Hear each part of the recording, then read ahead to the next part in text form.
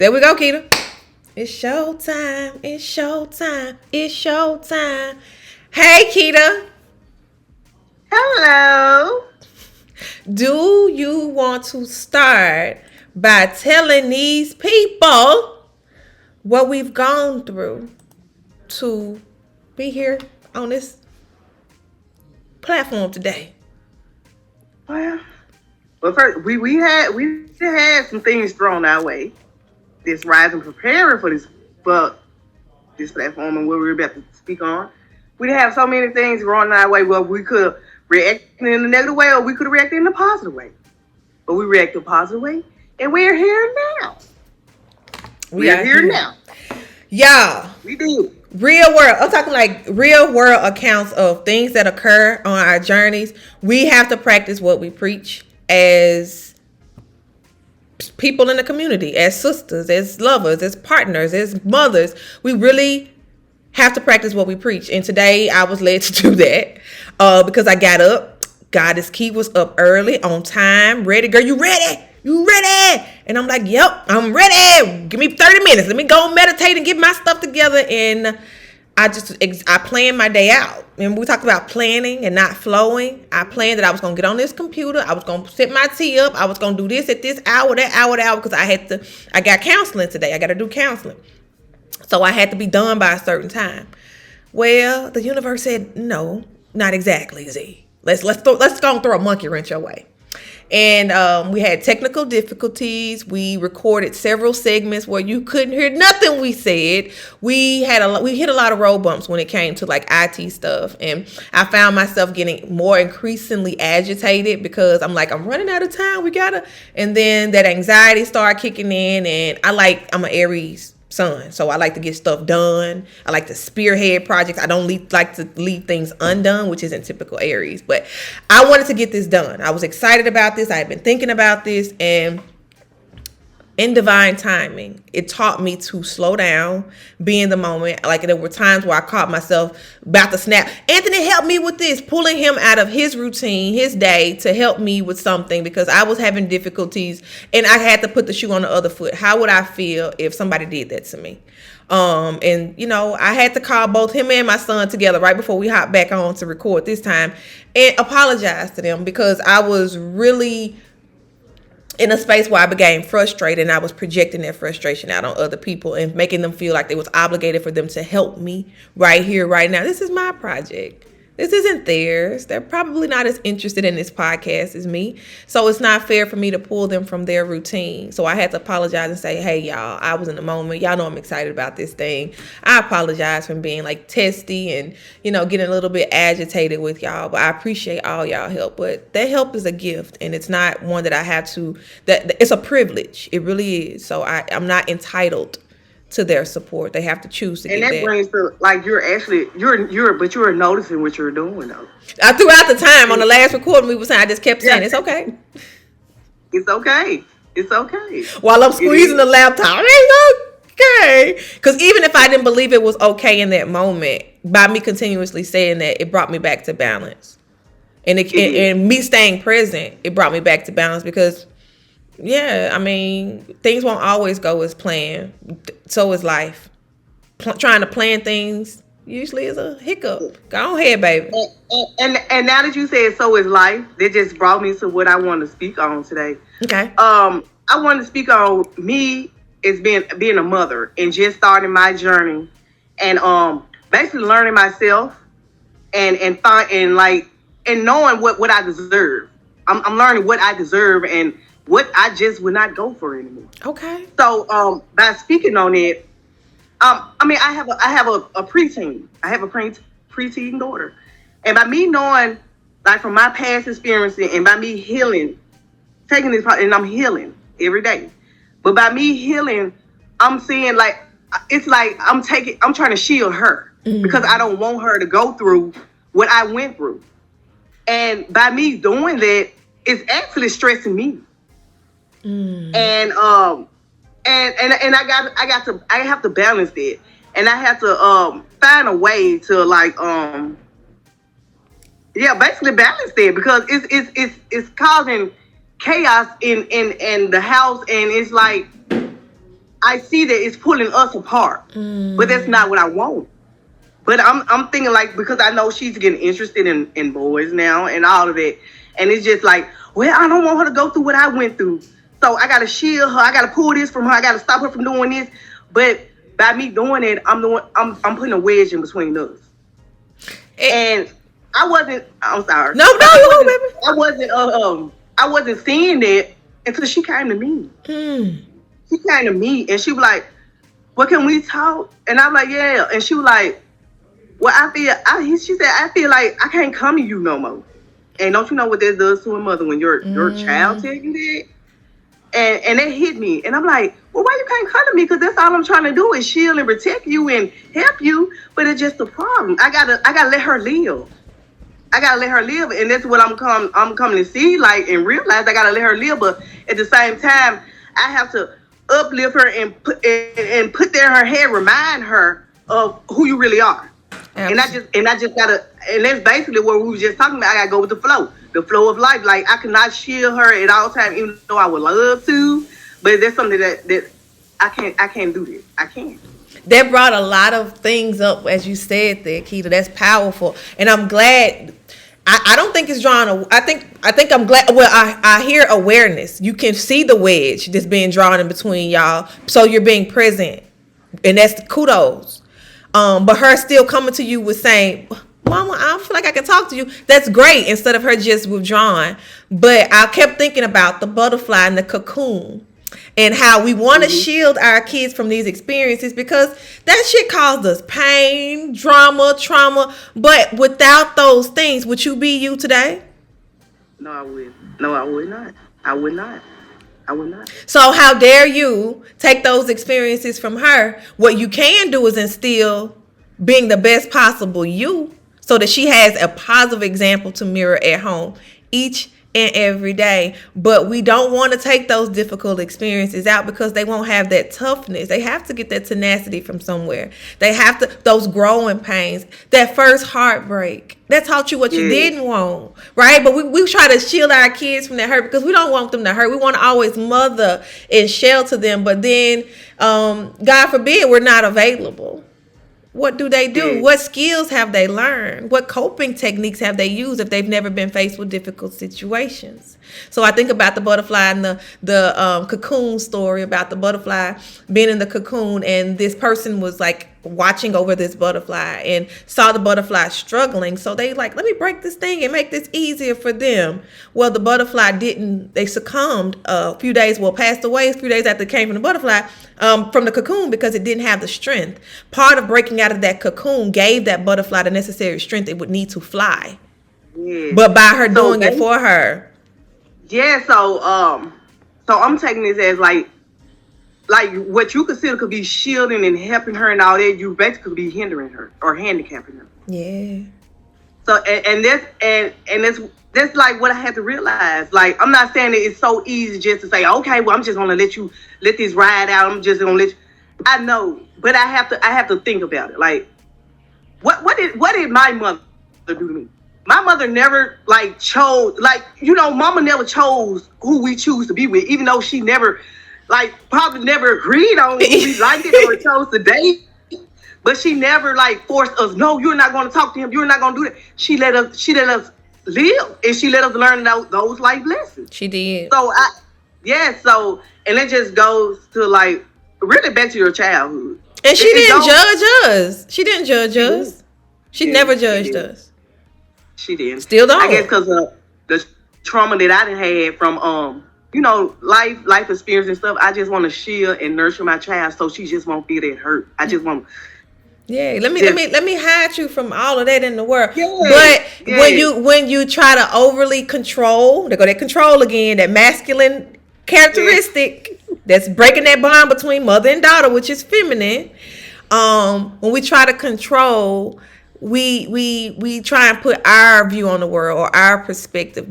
She don't have your eyes. She still has a lot of what you haven't seen, and there's a lot of programming that hasn't occurred. So she has to live life through her eyes. And I think a part of that is trusting your parenting, trusting your relationship, and trusting your daughter, and knowing that Kylie gonna do the best that she can do And whatever that best looks like, I want to honor that because you can't control the outcome. You're going to make yourself sick.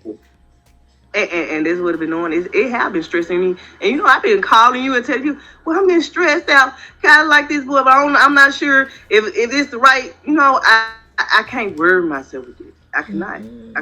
You just projected more worry onto her in those situations. Who's to say I heard my mama talk about boys like this. Let me go. She ain't lied to me yet. You gotta trust that even when we don't think they're listening or hearing, that our words resonate and they stick when we need them the most. And when they don't have those words, they have us to rely upon, and they come to us because we're not judgmental. We're not going to judge them for their decisions, opinions, their thoughts, and so they feel more open in expressing themselves. And it seems like the relationship that y'all have set up for each other. Excuse me, you're a little bit loud. I have Can you please cut that off, Natarian? I'm on a podcast right now. Thank you. They be trying me, girl. This is the age of triggers. I'm joking. But yeah, they be testing my gangster. Sometimes I love them so much. I love my babies. I love my household. They be testing my gangster, but they know what I would go through to get this stuff going on this thing. And they want me invading their time, so let me do my thing. Okay, let me get back on target. I'm gonna get back on target. It's motherhood, baby.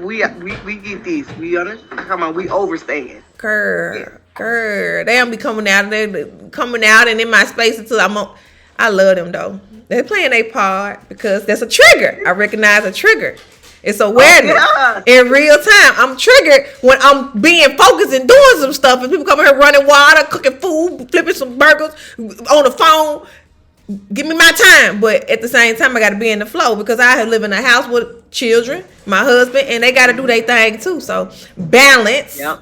I try to keep this video clean though, but y'all be all right. Y'all got families at home too. Y'all hear the message over the water, running the stove and microwave and all that. Don't let that deter you from.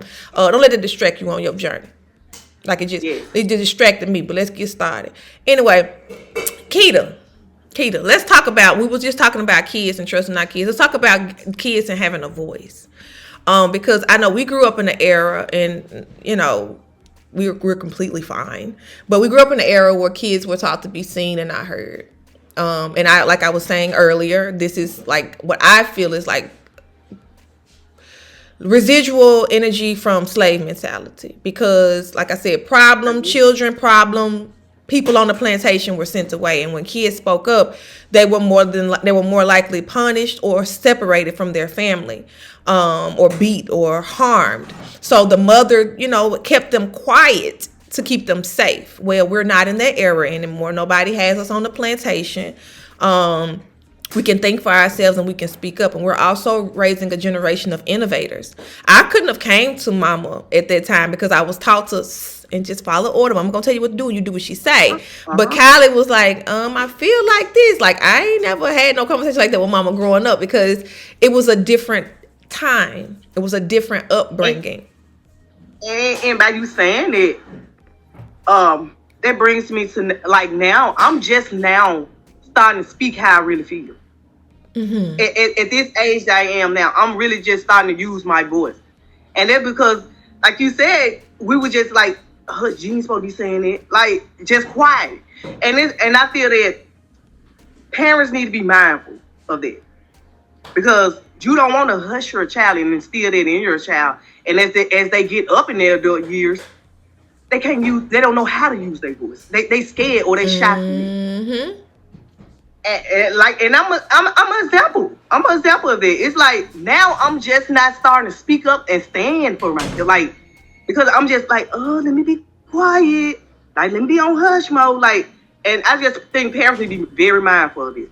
Yeah, I remember, Keita, you were so quiet growing up. Like, you were always so quiet. Mm-hmm. And when I was in public, you called me the quiet girl. Yes. Because I just stayed to myself. Because, like, that's what was mirrored at home. Like, it was that was our safe space at home. Like, we talked to each other at home and all of that. But as far as like getting out and talking to people outside of the home, even that was discouraged. Like, you don't need friends outside the house. You got your sisters. You got all these sisters. You don't need no friends. And that's a trauma because mama got betrayed by we witnessed so many women do evil, nasty, spiteful things to her. Sometimes just randomly, and she was always so kind and so giving and forgiving, still is. And so she would always tell us, baby, ain't nobody, these folks ain't your friend. You ain't got no friends. And so we shielded ourselves out from that outside world. We didn't really speak up or stand our ground, but that's kind of how, not necessarily say we weren't we couldn't talk up in the house, but we were meant to talk up and speak up at certain times. And that wasn't taught to do that in public or people that we weren't comfortable with. And that's important. If you're uncomfortable with something, whether you know somebody or not, you need to speak up and take up for yourself. But that was something that I had to gain as an adult. Like, I would have never thought we would be here talking on a podcast, right? That goes to show how we evolve. Gita didn't talk like at all. Like, even in your teenage years, like, you were the quiet one. You were always so quiet. And I was known as the quiet girl, the quiet one. And that was a safe space. And look at you now. It just goes to show, like, you just blossoming. It's so beautiful.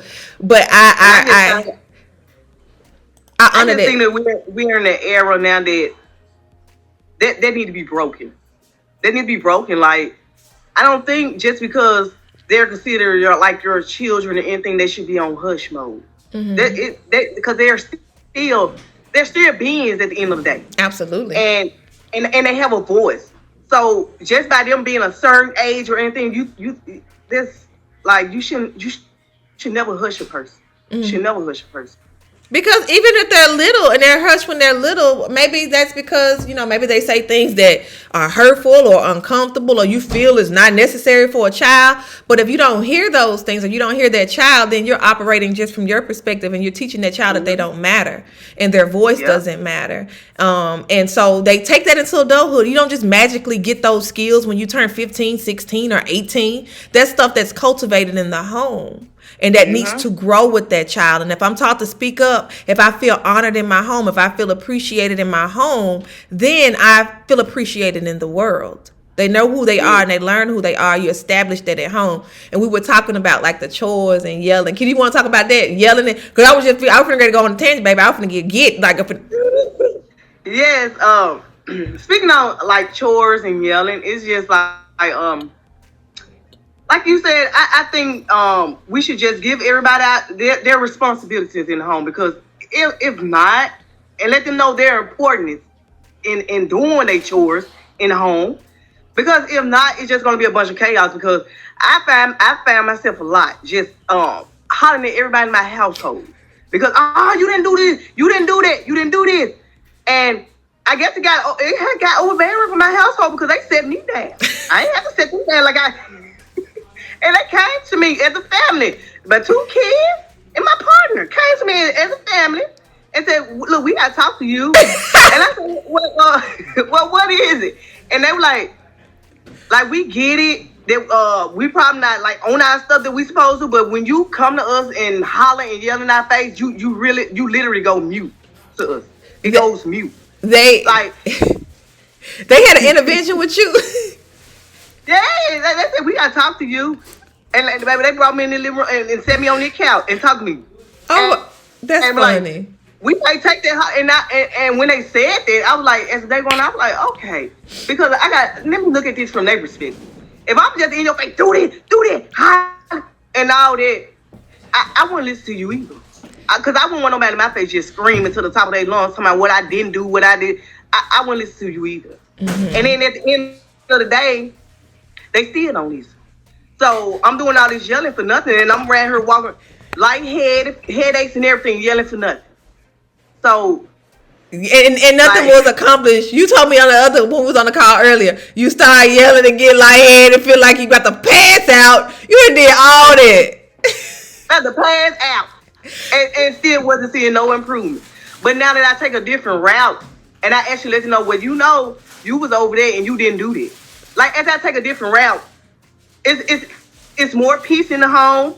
Like, everybody communicate with each other that way instead of like yelling or trying to fight about, like using that as a form of communication. Because we set the tone. And it's like naturally, like, and it took them to sit me down to see this. And like I said, these are children. Like, and that's why I said let them use their voice, because it's stuff that you may not see, but others do. And I just feel you have to be open. You got to be open. You got to be open to listening to how everyone feels, and it just kind of be what you want. And accepting constructive criticism, because some people just take to hear that maybe that wasn't the best situation, the best choice, or the best use of judgment, or not, or lack of the term, and be able to hear that and know that I'm not perfect. I make mistakes. That's how I learn, and that's a normal part of life. That was a big one for me. I was telling you about being perfect, that perfectionist syndrome, and feeling like, because that's what I was a registered nurse for a long time. That was my initial career. That was my primary career. And not to throw that race up, but we're gonna talk about that too real quick. But working in corporate America as a young Black professional was challenging for me. I was met with a lot of glass ceilings and institutional racism. Sometimes I didn't even recognize what it was until I got like training about cultural competence and all that. I didn't even realize people were violating me. That's how normal that became. And so with that, I developed a program of everything had to be perfect, because in the workplace, if I wasn't perfect, I was called out on it, and potentially I lose my position. I wasn't given the same honor and respect of some of my colleagues or coworkers, right? So I took that on into my everyday life and feeling like everything had to be perfect. A lot of that came with us trying to film this today. A lot of my frustrations came because I wanted this to look a certain way. Y'all might see us looking different than our normal setup. And that's because we had some technical difficulties with our streaming platform. And because it didn't work, I wasn't really that well versed in troubleshooting those types of issues. I felt like it wasn't perfect, and that triggered me. And I had to bring myself back to, it doesn't have to be perfect. You don't have to be perfect, because you already are, however it comes out, wherever it comes out. And so just being our true selves helps us to know, like, I make mistakes, and being able to have children to point things out to us and not say, you can't tell me nothing because you a child. That's very ignorant. And I'm in a space now where I apologize to my son. We were in Walmart. I think I told you about this. And I was trying to find a price on something. And he was like, Mom just asked for help. And I was like, we don't need help. We got a barcode right here, because I don't like small talk. And I didn't want the person to come over there holding these little corny conversations. I just wanted to get my stuff and get out. Like, that's the mode that I was in. And he was like, we need to ask for help. And it's another program that I've developed, being in abusive relationships and different things like that, is that I rather just do it myself. Don't ask for help, because help ain't really always been readily available. So I'm learning to ask for help when I need it. It's not trying to do everything on my own, because that creates stress. You know, it's overwhelming, but I'm used to wearing all these hats. I just do it myself. It's quicker. It's easier. But it's not. So we were trying to check out, and he called the lady. I'm like, what, baby? We can do this ourselves. We fine. And here I am looking for the barcode, and we had to call the lady right back over there, and he was right. And I said, son, you were right. And I'm honoring that. Sometimes I need to just stop and listen, because you have a lot of things to teach me, just like I got a lot of things to teach you. And I apologize for telling you that you shouldn't have called the lady over here, because we needed her help, and we had to call her right back over, and it didn't do anything but inconvenience her. But I can apologize and be open to that. I'm learning to ask for help and quit thinking that like I got everything, or I don't need help. Like, and that's what I'm learning every day. And I think part of it is because me being the woman of the household, I just feel like I'm superwoman. I got everything. I don't need your help. I don't need this. But at the end of the day, I'm tired out, headaches. Can't not do what I need to do, and when I could have just asked for help. And when we ask for help, we free up time for ourselves. We free up time to pour back into our cup, so that we're pulling from an overflowing cup instead of pouring from a half empty cup and getting all irritated and agitated because we put too much on our plates and we don't know how to ask for help. We don't know how to create boundaries and tell people, not right now, not today. I got to get myself together so that I can be the best me for you. You know, it's a process. But when you said that we don't know how to ask for help, and that just made me think, like, could that be because, like, sometimes when you do ask for help, the people that you're asking for that help kind of put it off like you're getting on my nerves or oh, you need me again. You know, like you kind of get what I'm coming from. And that's when I talked about us creating these spaces where we can go and refill our cups. And that doesn't necessarily mean we got to go find somebody else to help us refill our cups. That means that we got to go into self to get that encouragement from self. And for me, it's meditation. When I feel like now, I used to be that person that I need to talk to somebody and get this off of my chest. Now I talk to myself because I know that's where the keys lie. Now, do I call people for motivation and encouragement? Absolutely. But we got to learn to rely upon our own systems because we can't guarantee somebody has the space and capacity to hold for us. And then we get mad at them. Like was me earlier. Why y'all not helping me with this stuff? Well, they don't have the space to help you right now, Zee. I find myself doing that a lot. And then if you don't have the space and capacity, you do the same thing. I don't have the space right now, and you let that person know, not at this moment, but that's boundaries. There's boundaries. Yeah. And so you when you need to tap in and you feel like I need to pour into my cup, get into that space of creativity. Go create something. Spend time with yourself to find out what's going on, because only you can tell you what's going on with you. Other people can give insight, but that's still their perspective. Yeah. How do you feel? What do you feel? And we get that with meditation. Not just meditation, with alone time with self. Maybe somebody like cooking. They get in the kitchen and cook a meal, listen to their music. I hear so much when I get in the kitchen. It's like a whole vibe. Yeah. You create a vibe. Go take a bath, a long bath. Go do something to where you can quiet this and get more into this. Get in nature. Yeah. But we can't always rely upon, we need community. Oh, baby. And we building it. However, until that day comes to where we can stand side by side and be able to go into a common space or a safe space where everybody can go and, congregate like they do a lot like in the church, but, with a different vibe. We got to cultivate that within ourselves. So when we do get together, we actually able to hold space for real. We healing for real. So when we do get together, we whole. And we're not looking, because what happens is when we seek that for that support outside of ourselves and we can't find somebody to hold space, what we're looking for is codependency. We're searching for missing parts of ourselves. That don't lie in nobody else. That lies in us. So that's why you need to go spend time with that person and question that person, because that's who got them keys. That's who got them puzzle pieces. You. Yeah. And you can't always guarantee that hubby gonna have time, that your best friend gonna have time, your sister gonna have time, because life happens to us all. And God forbid you're in a moment where you really need support. You got to build up that spiritual fortitude to be strong enough to say, let me go take a moment for myself. I need to go and meditate. I need to go and take this bath. I need to go and whatever it is that you do, But anyway, let's jump on, because I'm gonna just do some more into this thing. Because we want to keep them short and sweet, okay? Because we got lots to talk about, but we also want to keep you guys' attention. So let's talk about this racism issue. Let's talk about this issue that you had at work. Okay. So a couple of days ago, I had an issue at work with a coworker. She's not of color, and it's like she used the N-word. But she used it in a manner, I guess, she think that because it's another co-worker that also worked with me, which is of color. And she tried to use this word as in a manner of like, oh, I'm just singing the music. It just had a song go. But the other co-worker that was with me, and with me, I'm learning to I'm trying to learn to not to react on everything, because everything don't deserve a reaction. Mm-hmm. So when she was saying that, I'm like, okay, I'm trying to brush this on off.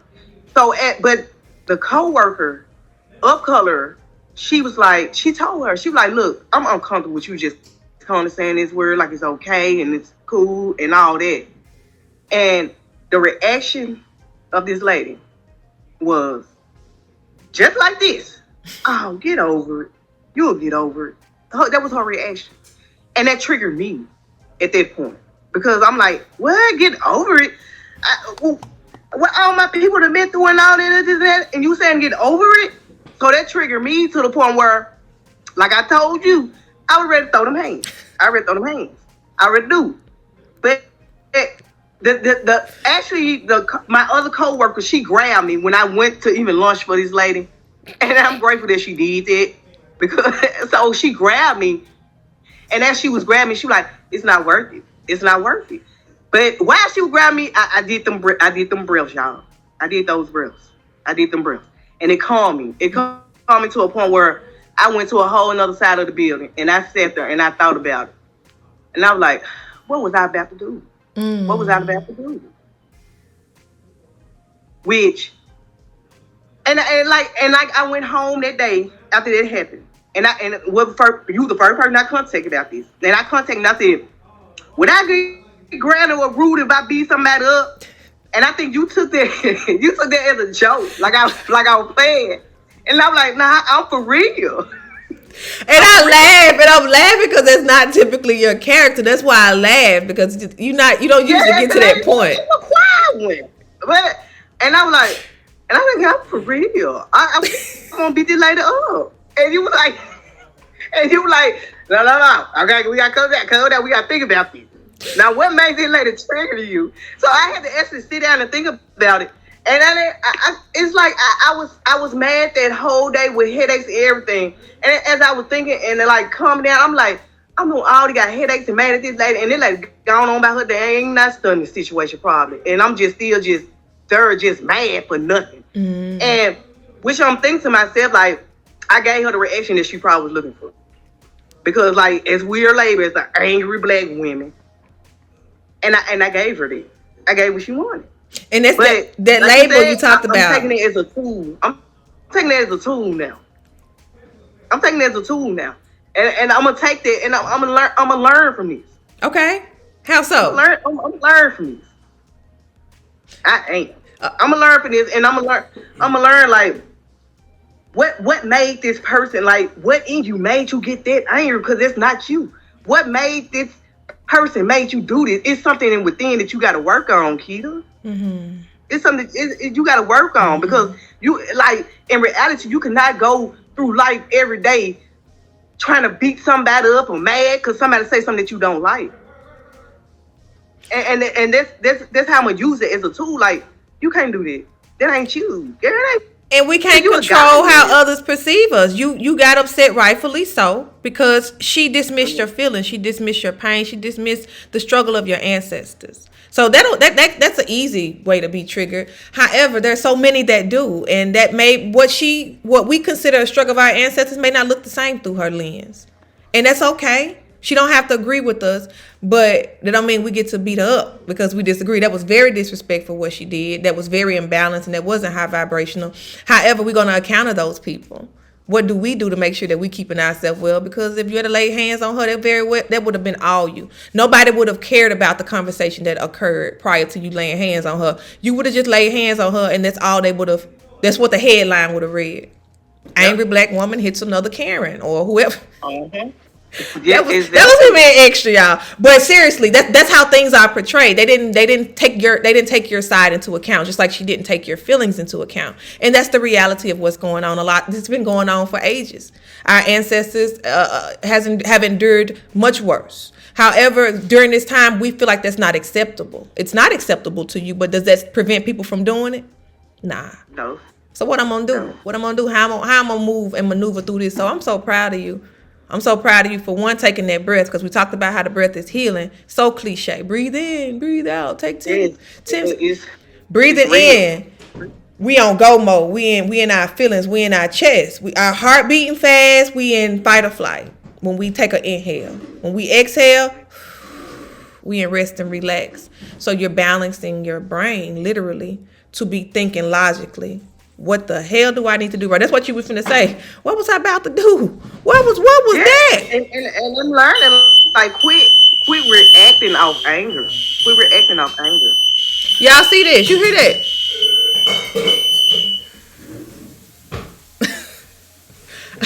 These people playing with me. Can you please cut that vent off, Chef Boyardee? Just cut it all the way out for me. Thank you. He cooking. Baby, he in here cooking. During my podcast.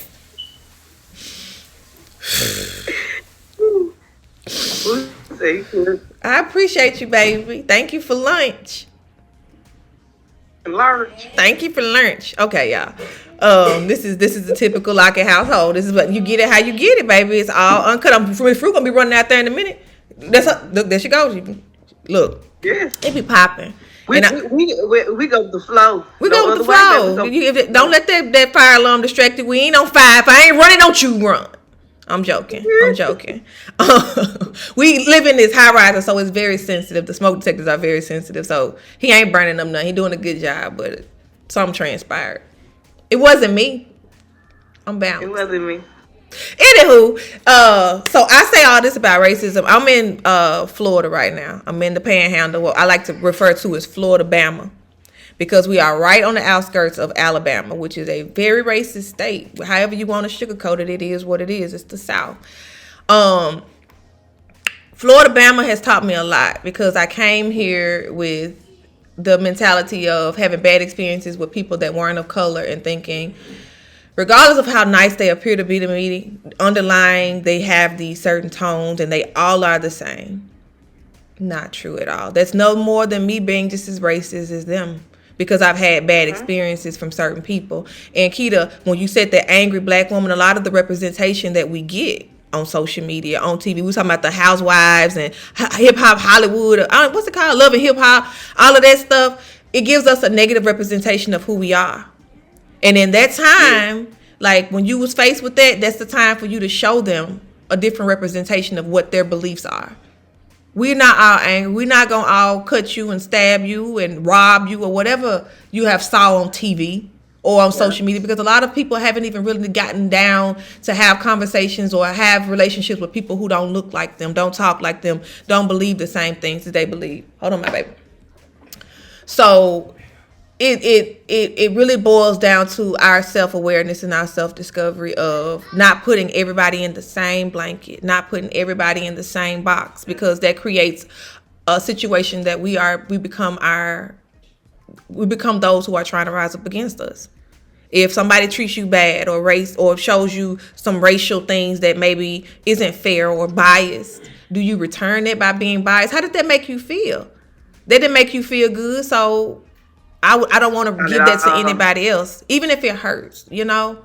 So it really taught me being in the heart and being surrounded by people who felt like I was less than. I don't deserve the things that I have. I got privilege. Oh, they getting all this. That's their lens, and they have every right to feel that way. But do I put myself in a box or shelter myself in or keep my light from shining because they choose to be wallow in ignorance? I can't do that. That is, I'm allowing somebody to control my momentum. So those people need to just be shown better, because racism is nothing more than self-hate. It's somebody who hates themselves so much that they have to go out and make somebody else feel that same pain so that they feel better about themselves. And that was a lesson that I had to learn. Hurt people. Facts. They just returning what they feel inside. If you full of love and joy and light, you're going to project it. If you full of hate, hell and stuff like that, jealousy, you're going to project that as well. So it's just all emotions, just different spectrums of the frequency. And we won't all be high vibrating all the time. That's triggering for anybody, for somebody to call them a nigga or use that term and then dismiss it after they've said it in a derogatory manner. But it's all about recognizing what it is and processing that internally before you allowing something come out externally. And that's operating from the heart before the head, because your head said, go whoop that bitch. And your heart, you sat down and you was like, nah, there's probably somebody who needs some more love. What was I about to do? And you're not a violent person like that. But that would trigger most people that I know. Most people probably wouldn't even had the opportunity to calm down. They probably would have just been thinking they shoulda, coulda, woulda while they're calling a lawyer because they didn't whoop somebody's ass. Them breaths help me. Them breaths help me. Cause I was ready to get that help, but them breaths help. They help, and I'm grateful for that, because, like you said, that ain't me. And when I sat down and I was thinking about, I'm like, you really kind of embarrassed yourself. I felt kind of bad after, because I know that's not me. Mm-hmm. And I'm glad that you were able to tap back into and touch back into what was you and what was that trigger. What was that trigger? And now you know. Not to say that you will encounter that again. I hope not.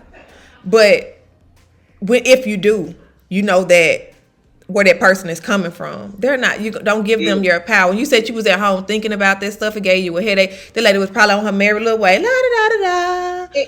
Yes, baby. Just riding high off the energy you just gave over to her. Yeah, and I gave this lady too much of my energy. That's currency, baby. That power is valuable, and you just don't be pouring it out on anybody. And I'm so glad that you was able to scale back, because I just really feel you're too cute, talented, and beautiful to be in jail. You're too cute for that. I don't want to go visit you in jail. No goddess. No, they don't even have no good food there. Is that no herbs. What you gonna do? That's like Karen ain't got to worry about me reacting like that no more. Learn lesson. You with kindness, Karen. You with kindness, Karen. Ooh, just give her a hug. Ooh, child, and just keep it moving. It was child. Is that how you perceive that? That's my favorite term. Is that how you perceive that? Because you can't change how they think, but that allows me to generate laughter in spaces what would potentially make me angry. I'm changing the vibe. I'm raising the vibration. So things that would potentially make me mad and scream and angry, I can turn into laughter, and with that I change the vibration. Yes. Yeah, we don't want to kill Karen, but we want to extinguish those energies with kindness. We don't want to kill her. But she was wrong for that. She was wrong for that. And she better be careful in Memphis, Tennessee, baby, because she gonna get them hands, baby. Gonna get more than them hands. Especially people on edge. You can't be doing that.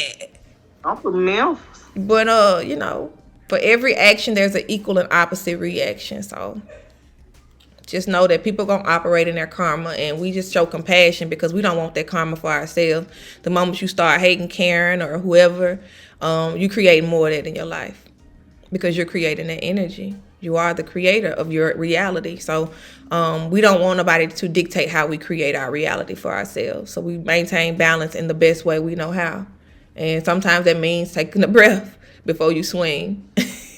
Sometimes that means swinging and then taking a breath. No joking. But I'm glad that this coworker, I'm about to send her some flowers because she came through and stopped you. Yeah, she came through. Because it's a trigger. It's a trigger. And if you trigger, you trigger. And we all human. Ain't nobody perfect. And that's why we need each other.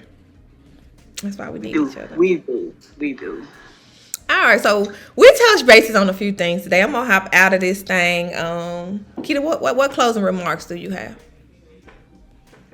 Well, we gotta high five each other because, like, the responses that we got from our first podcast, gratitude to you all to even tuning in to us, because we just try to like you said, operate in a space where it's no judgment. It's no judgment. Like you could be yourself with us, like, because we being ourselves with you. We being transparent with y'all.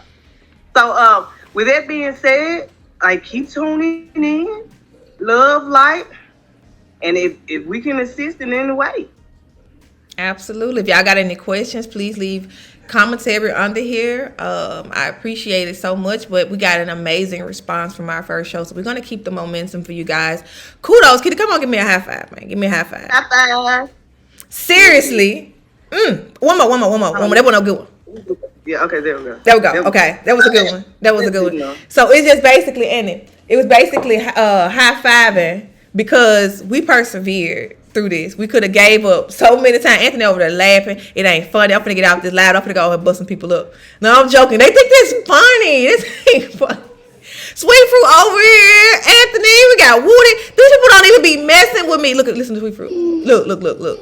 Cute Sweet Fruit. I said her name. Y'all. But you got to take it as, Brian, you know this audio now. I know it now. I know, and you know what too, Keita? The next time I do this, I got Crisp on here, so I won't even be hearing this background noise. I'm leveling up. But until I learn how to do that, y'all gonna have to hear the background noise. Like, for real, it's like they come out every time I get started. But this is helping me to become more fluid. There will be distractions. You gonna let that take you off of what you're doing and take you another different way? They helping me to stay focused. They playing their part, and I'm so grateful that they can find laughter and humor in playing their part. I love it. And we still got them smiles. Baby, and we got this done. Like, you know what? We had to go through to get this done, but we got it done. And Kitty, you know why we had to go through what we had to go through to get it done, but we did it. And I'm so proud of you. I'm so proud of me. Kitty, like, we ready? We ready? Let's go back. Take 3 in this bitch. So, you know what? Yeah, we had like so much footage, and I go back to edit the footage. You can't hear no. We got like this. I was like, oh my God. I was like, how do I break this to Keita? And Keita was like, nah, baby, take 3. So, like, I'm so grateful for you. Take 3. Let's go. And we here. And we got it done. And guess what? I have some newfound skills because Anthony had some self-care to do today. And I told myself, I ain't finna bother this man. I'm going to do it myself. And he laughing because I made some mistakes that were very amateur that IT person like him would have made. But I had to make them because now I'm better. Even recording the whole thing without sound. Baby, you can't record that. You can't screen record that like that. But asking for help when you need it, but also giving people their space so that you can learn yourself. These kids is lit. It's lunchtime around here. As you heard the fire alarm, smoke detector, kids hollering and stuff. So we got to eat. I appreciate you so much, Goddess Kei. This is amazing. I'm excited for our next. If y'all got anything y'all want to talk about, like I know our next thing, just to give y'all a little sneak peek, we're gonna talk about being emotionally open and transparent in our relationships, and our experiences with men shutting themselves off and not being emotionally available, and why that can be, and why they're not,